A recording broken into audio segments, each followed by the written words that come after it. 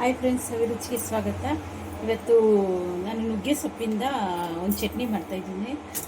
ತುಂಬ ಚೆನ್ನಾಗಿರುತ್ತೆ, ಆರೋಗ್ಯಕ್ಕೂ ಎಲ್ಲದಕ್ಕೂ ತುಂಬ ಒಳ್ಳೆಯದು. ಸೂಪ್ ಮಾಡಿದೆ, ಇವತ್ತು ಚಟ್ನಿ ಮಾಡ್ತಾಯಿದ್ದೀನಿ.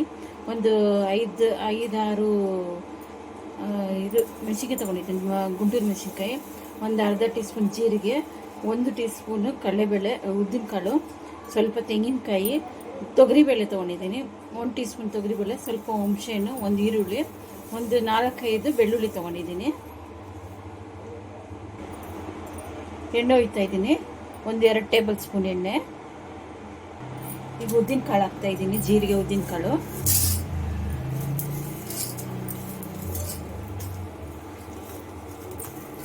ಆಮೇಲೆ ತೊಗರಿಬೇಳೆ ಹಾಕ್ತಾಯಿದ್ದೀನಿ.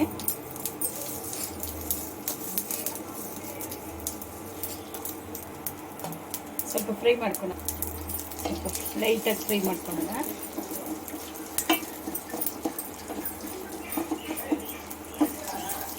ಈ ಟೈಮಲ್ಲಿ ಈರುಳ್ಳಿ ಹಾಕ್ತಾಯಿದ್ದೀನಿ, ಬೆಳ್ಳುಳ್ಳಿ ಹಾಕ್ತಾಯಿದ್ದೀನಿ. ಈರುಳ್ಳಿ ಬೆಳ್ಳುಳ್ಳಿ ಹಾಕಿ ಒಂದು ಸ್ವಲ್ಪ ಎಲ್ಲ ಹಸಿ ವಾಸನೆ ಹೋಗೋವರೆಗೂ ಉಟ್ಕೊಳ್ಳೋಣ.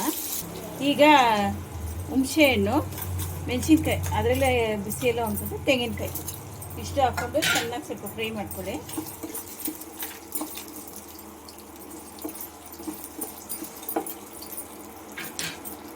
ಇದರಲ್ಲಿ ಹಾಕ್ಕೊಂಡು ಸ್ವಲ್ಪ ಹುರ್ಕೊಳ್ಳಿ.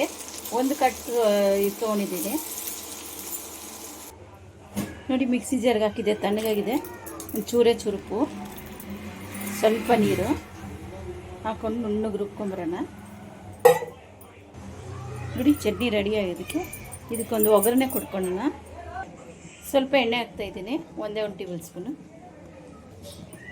ಸ್ವಲ್ಪ ಸಾಸಿವೆ, ಒಂದು ಮೆಣಸಿನ್ಕಾಯಿ, ಕರಿಬೇವು ಹಾಕ್ತಾಯಿದ್ದೀನಿ. ನೋಡಿ, ನುಗ್ಗೆ ಸೊಪ್ಪು ಚಟ್ನಿ ರೆಡಿಯಾಗಿದೆ. ತುಂಬ ಟೇಸ್ಟಾಗಿರುತ್ತೆ. ಅನ್ನದ ಜೊತೆಗಂತೂ ಕಲಿಸ್ಕೊಂಡು ಹಂಗೆ ತಿನ್ಬೋದು, ಯಾವುದು ಮುದ್ದೆ ಜೊತೆಗೆ ಅದಕ್ಕೆಲ್ಲ ತಿನ್ಬೋದು. ತುಂಬ ರುಚಿ, ಆರೋಗ್ಯಕ್ಕಂತೂ ತುಂಬ ಒಳ್ಳೆಯದು. ಲೈಕ್ ಮಾಡಿ, ಶೇರ್ ಮಾಡಿ, ಸಬ್ಸ್ಕ್ರೈಬ್ ಮಾಡಿ.